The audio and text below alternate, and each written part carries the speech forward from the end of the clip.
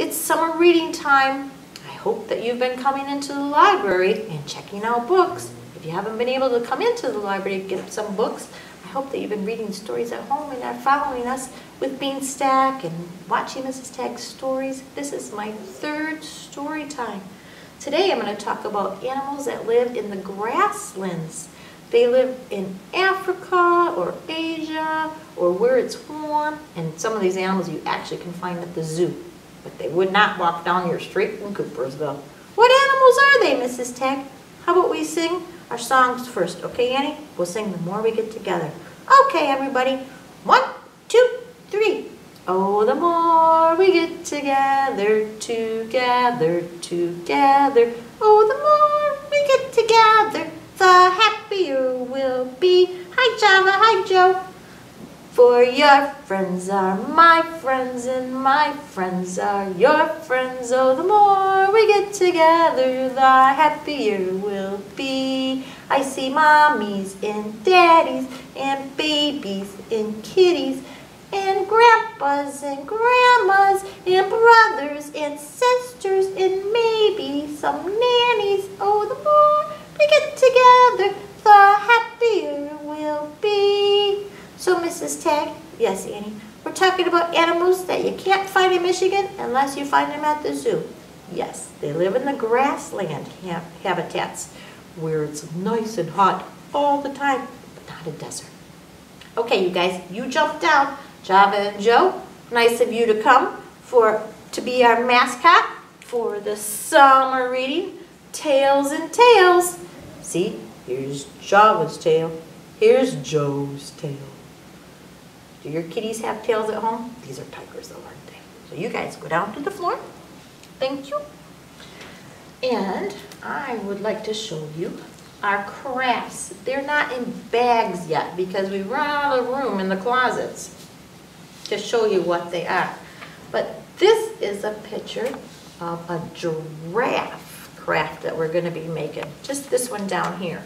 And you're going to be getting, whoop, Mr. Giraffe is upside down. Green piece of paper, a yellow giraffe, and a white giraffe that you'll have to cut out. And it's kind of fun. You make him have a crinkly neck. And the white giraffe, you get to color it any color you want. So we have a giraffe craft for you to choose from, or an elephant craft for you to choose from. And this elephant is kind of like a card. He can sit up just like this. So here's him.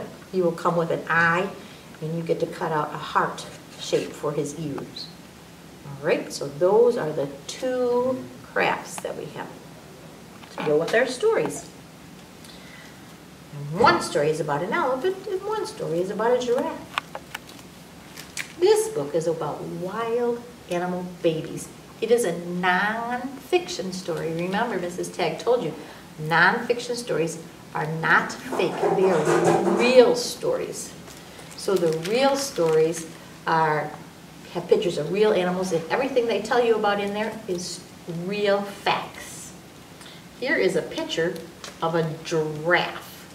And in this, it tells this information. It tells us that baby giraffes, when they're born, they can stand up almost right away and run so that they can stay safe.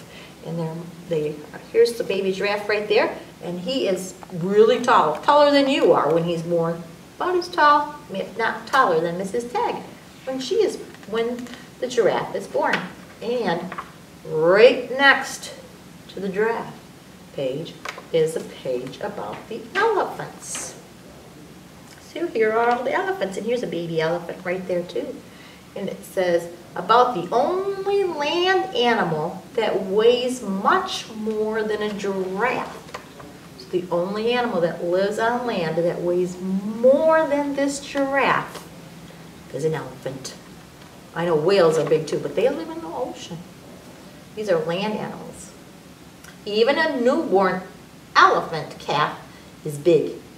He weighs about 200 pounds. Just a baby. Now that's a lot of weight. So this is our non-fiction story about animals, baby animals, and I showed you a giraffe and an elephant. So let's read some stories that are pretend. This story is called Elephant's Story by Tracy, Campbell, Pearson. And this, you can tell already that it is a pretend story because this little girl, she's giving this big old elephant a big hug, and right here is her blankie and her little pretend, or her backpack and her little pretend elephant.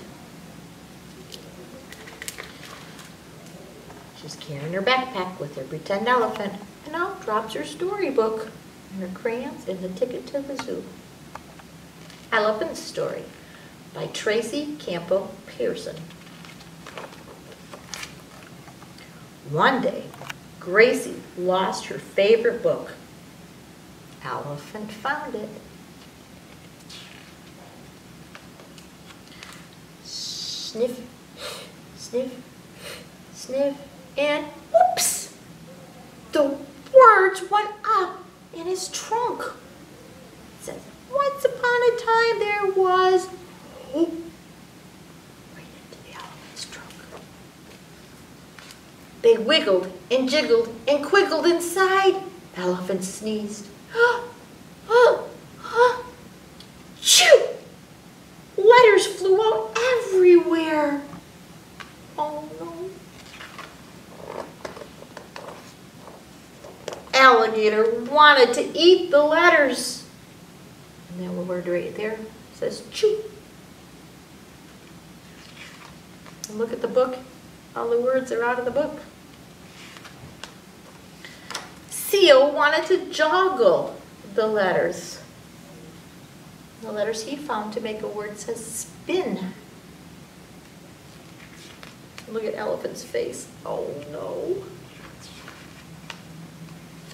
The monkeys wanted to toss the letters. And the letters they found right there to make a word says throw. An elephant is worried he's lost the words. They're all mixed up. Bear just wanted to sleep. The bear's word says snore.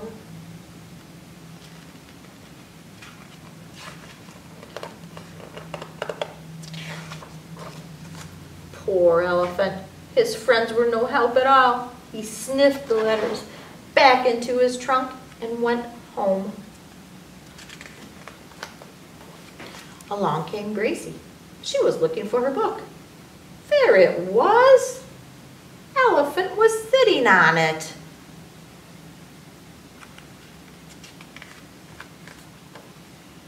Gracie looked at the empty book. She looked at the elephant. Where are my words? She asked. Oh my goodness, he looks very nervous, that poor elephant. Gracie pulled and pulled.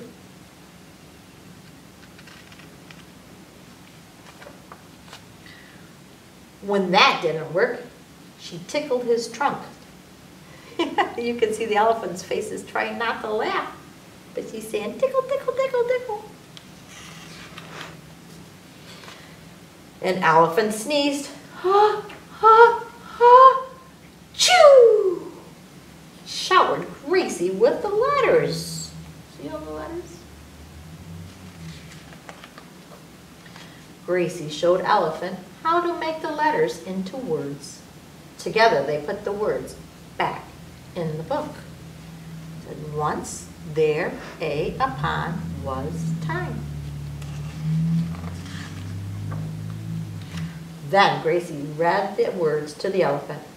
Once upon a time there was, and she added more of her own story, a girl named Gracie who made a new friend. His name was Elephant.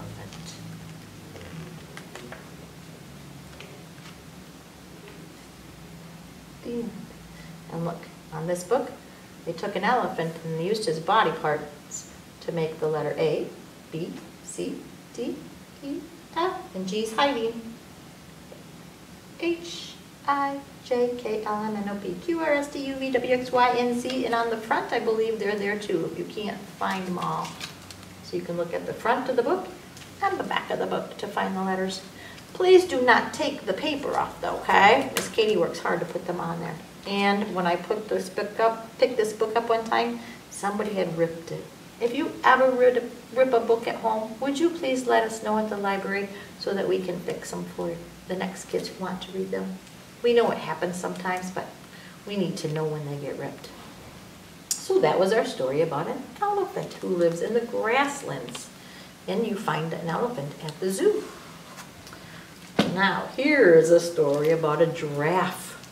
And this one is called Giraffe's Problem by Jory John and illustrated by Lane Smith. Illustrated means that's the person who drew the pictures. So look at this tall neck here with a tie. Whose neck do you think that is? You're right, a giraffe. And this is the head of a giraffe. I don't know if it's two giraffes or one. We'll find out. And here's the giraffe's skin. The title page says Giraffe's Problem by Jory John, illustrated by Lane Smith. I feel bad about my neck. I do. I can't help it. It's too long, too bendy, too narrow, too droopy, too patterned, too stretchy, too high, too lofty, too necky. Yes, my neck is too necky. Everybody stares at it.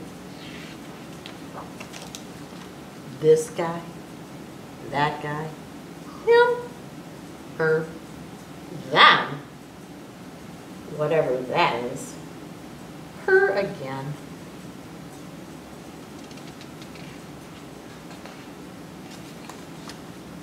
Look what I have to do with this page. I gotta turn it so you can see the whole neck of the giraffe. Yep, I feel bad about my neck. I've tried dressing it up. I've added a scarf, 2 scarves, a bundle of scarves, a mountain of scarves. I've tried a bow tie, a regular tie, and both.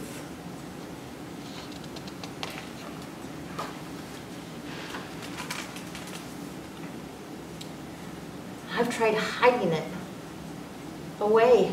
I've used shrubs. I've hung out in the ditch. I stood behind trees. You can see his little horns right there. I've spent time in the river. Look at the rocks. He's pretending he's the rocks. Other animals have necks that just work. Take a gander at this zebra's neck.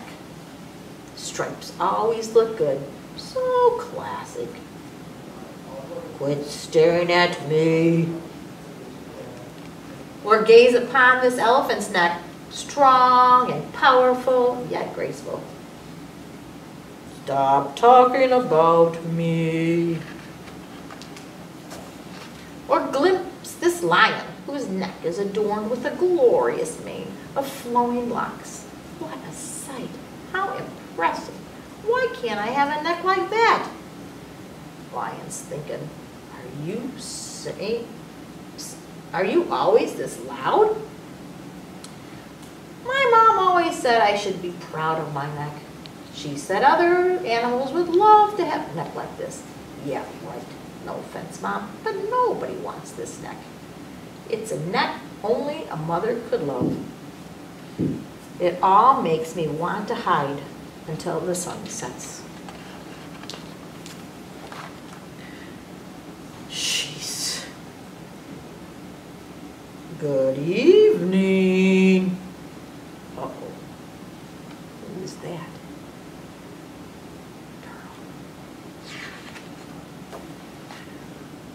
The turtle's going to say, I've been admiring your neck from afar. Oh, how I wish my neck looked like yours. I get so much done in a day. Goodness, I can only imagine all the reaching and grabbing and looking around I'd do. I'd accomplish many things by my goals, for sure. Meanwhile, I'm saddled with this little excuse of a neck. Here, Watch me try to stretch it out. Ugh! See? That's about as far as it goes. Pathetic, right? I'm basically necklace.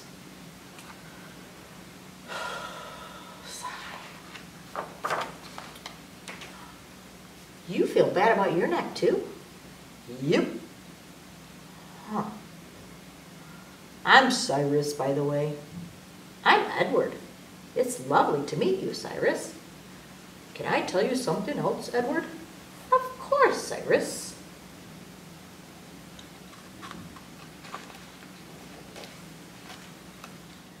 There is a hill in the distance, which you can surely see from your great vantage.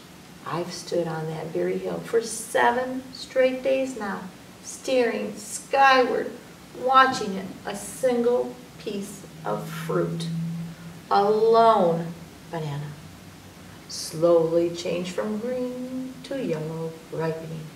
I've endured windy nights and unseasonably brisk mornings with very little sleep as I waited and waited, hoping against hope that the fruit would drop before me, so I could sample its sweetness and nourish myself in the process. Yet, day after day, I felt like such a fool as I stretched my neck toward those greedy branches, only to be limited by my own physical shortcomings.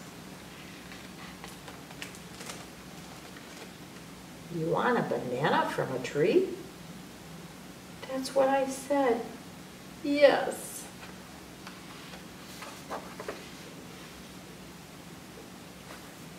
Look at way up high. Can you see it? Bring it down. What's he getting? A banana. Plonk. Here you go. Oh, you did it. You made it look so easy. Whop. Munch, munch, munch, munch, munch, munch, munch. Delectable. So that's what a banana tastes like, huh? It was worth the wait. Edward, face it. Your neck is impressive. It allows you to do amazing things. For instance, you just solved my week-long banana dilemma in 10 seconds. Well, thank you, Cyrus. I think you have a swell neck, too. It's elegant and dignified, and it works well with your shell. That means a great deal to me, Edward.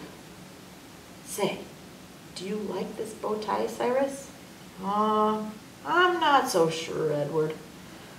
I have very little experiences with them.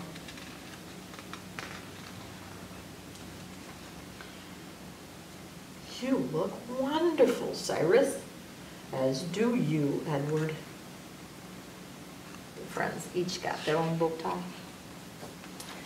I feel good about our necks, Edward. Thank you, Cyrus. For once, so do I. Yes, of course. So do I. Now look, he used his neck to help his friend. His friend got to climb up there so he could see way far out. So each of the friends had something they weren't too sure they liked. But then they helped to see each other as special people and special friends. Have a good day. Maybe I'll see you at the library soon. Bye-bye.